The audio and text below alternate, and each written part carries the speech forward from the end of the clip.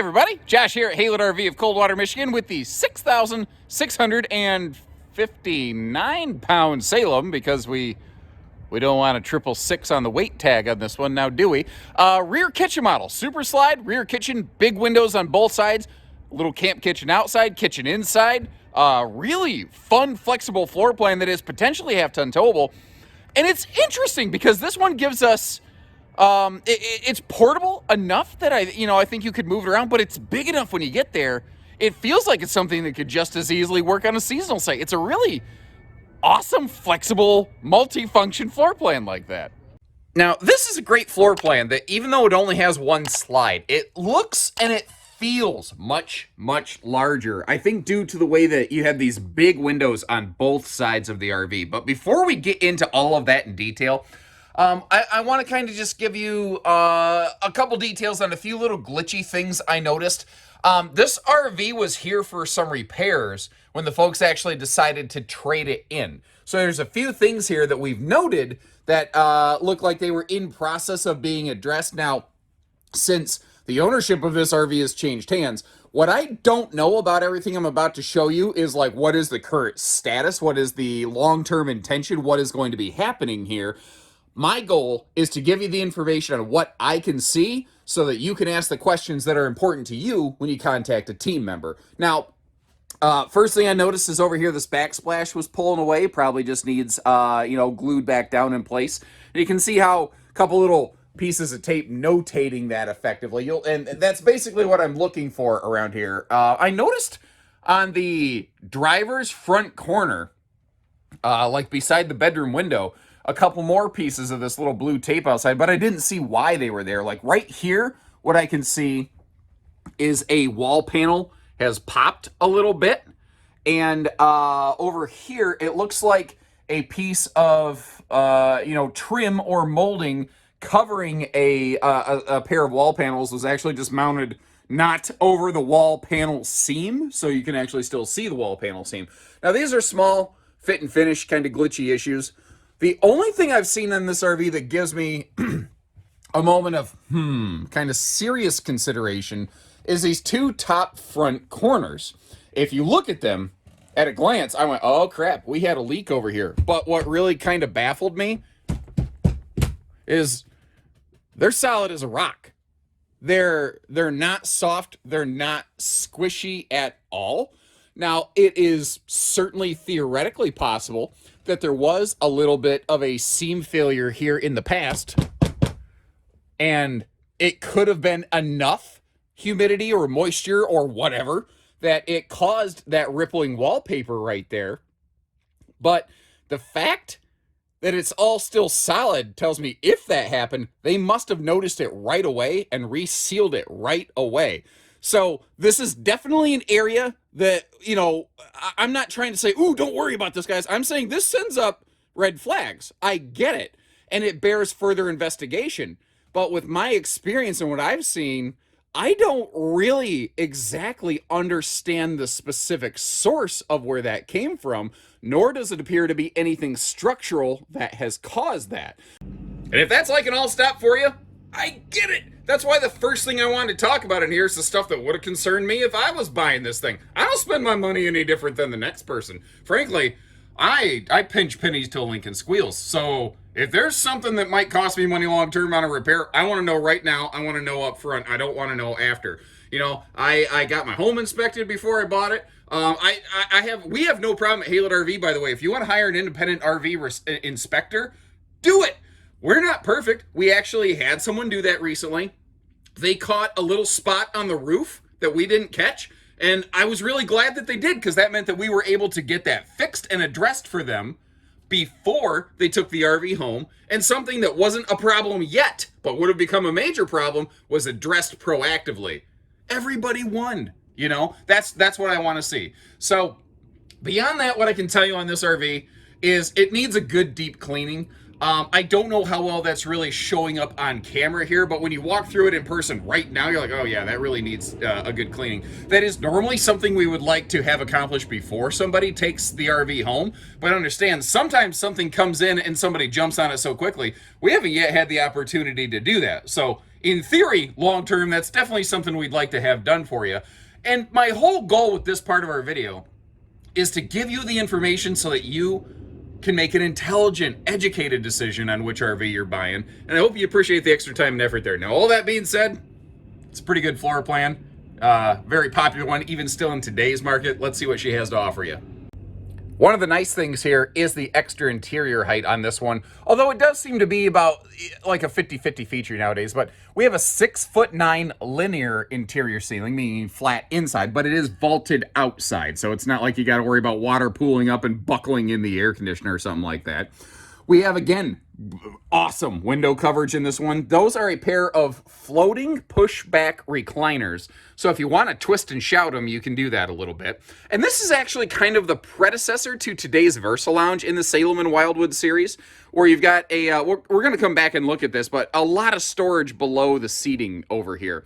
These are also like blackout roller shades, which is one of those things that the Salem Wildwood group here, which we're in a Salem right now, but if you weren't aware, Salem and Wildwood are the exact same thing. So like, if you happen to find a Wildwood 27RKSS from this same era, it would be the exact same camper, just with different stickers on the outside. Now, one major difference factor I want to tell you here as compared to today's Salem Wildwoods is that this right here, it's 10.7 cubic feet, but it is not a 12-volt DC compressor fridge. That is a residential compressor fridge. It does include a 1,000-watt inverter for traveling function, but it is not something like if you wanted to do some boondocking, it's going to be a little bit more of a power hog. It's really going to require shore power or some kind of battery situation. Now, sitting over here on the sofa, giving you the owner's point of view, again, that awesome door side window there. And I'm smashed all the way against the slide wall over here, by the way, just to kind of help further paint the picture. This was before they adopted the sealed edge counters through the entire RV, but our kitchen counter is solid surface, which is kind of cool. And over here, on the back of the camera, you're going to see a Furrion on the back of the camera. Crap! On the back of the camper. Son of a gun. Son of a gun. Ruined my own surprise. There's a Furrion camera on the back. You see the monitor right there. I screwed it up. We're going to move on. I'm really annoyed with myself. Okay.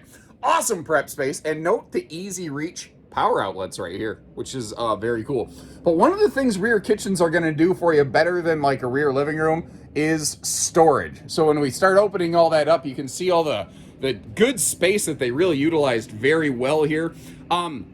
There's a mini camp kitchen on the outside, which is why the area under the sink doesn't go all the way down to the floor, by the way. A couple handy drawers right when you need them. And again, we've got that household powered, if you will, compressor fridge with a nice pantry space beside it. Now, the one thing I will tell you is that basically you're going to lose the kitchen in transit. But if you hang out with me for just a little bit here, I will actually close the slide up and show you the RV in road mode so you can see that yourself. This is a model I really think is best used at a destination, not on the way to the destination. It just isn't the most traveling friendly. Now, this TV here was added by the folks because Salem Wildwood doesn't include a TV from the factory, especially not a Samsung. They mounted it on a pivoting swing arm so that if you want to kind of, change the viewing angle a little bit, you could sit like over here in the recliner chairs. Let me give you a seat right here. And as the chair sits facing forward, like I'm going to turn you slowly, this is the orientation of the chair right now. It's very social, and that's what I love about rear kitchens. We are really chit-chatting with friends and family and neighbors and whoever comes over to visit, But if you want to watch TV, you say, yeah, but I got to crank my neck around. Remember that these chairs turn and that TV can pivot. So it can actually give you some pretty decent viewing right here. Now, I see where the previous owners had some stock in the command hook company. I see various little command hooks all over the place. And frankly, those things are like one of the handiest, dandiest darn things that's ever come into the RV industry, I swear. It feels almost like RV designers should start like building around the concept of command hooks at this point. Then, I figured as long as I'm right here, walking past the slide button, before we go to the front area of the RV, I'd go ahead and close this up. This is what I was saying, where this is an amazing floor plan with a lot of space when you get to your destination. But on the way, it's, It's not really traveling functional. It's not made for that. This is a classic floor plan that I think is really best used at the destination, not on the way there. But if I back up a little bit from the entry door right here, if we just take a little bit of a slow turn left so I don't make you motion sick, you see that no matter what, you are always nap and crap accessible. You can get to the bathroom, you can get to the bedroom without ever needing to touch that slide button. One of the other things here that's really nice is with this having that taller ceiling, 6'9" all the way across. If you're like me, if you're 6'3", maybe 6'4", you can stand in here without your head needing to be up in the skylight bubble, as it were. You can still stand inside the main cabin area.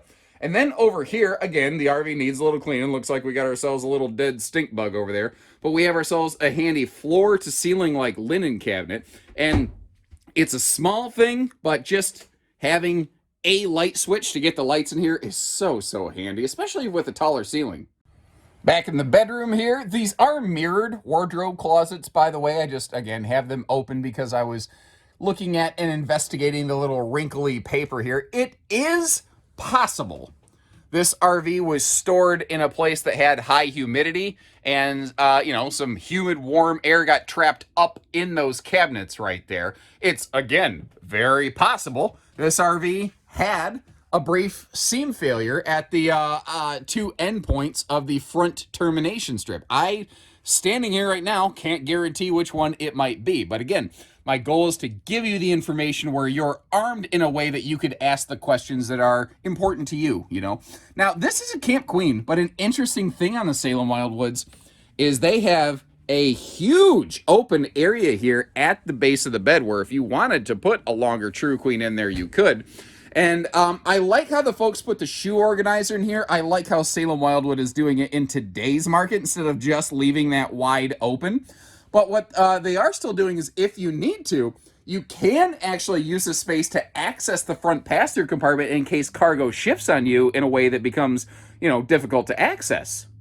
Now, as you can see today, this one's parked right up next to the service center here. The folks, I believe, actually kind of like stayed the night over in it and then unloaded a whole bunch of stuff out of it. They had their new trailer right next to it, effectively, to make that a little simpler and easier. So I'm not going to be able to sweep all the way around the backside, but I think we're going to manage here. Now, power tongue jack up front. This also has four-corner power stabilizer jacks as well as a power awning. So everything here pretty push-button easy. Admittedly, and we're not getting a good angle at it here, but that is not the world's biggest power awning because it kind of was fighting for space with the little camp kitchenette that we'll see back there. So maybe kind of keep that one in mind. I do like, though, that the entry door and that big campside window are dead in the middle of that awning. So you can still kind of come and go or have some airflow going on a bit of a rainy day. Now, I'm not sure what they swapped into. I think they swapped into a fifth wheel. I could be mistaken because, man, we've had a lot of RVs coming in and out lately, and I can't keep it all straight. But the hitching system you're seeing here, the fact that it's still sitting here with this trailer at this point basically indicates that it is intended to be included with the purchase of this trailer. Now, up front here, you see the bars for the anti-sway and load leveling combos thing. But you also see a gray box over there with, it looks like a couple almost computer fans off the back of it. That is the inverter for the refrigerator.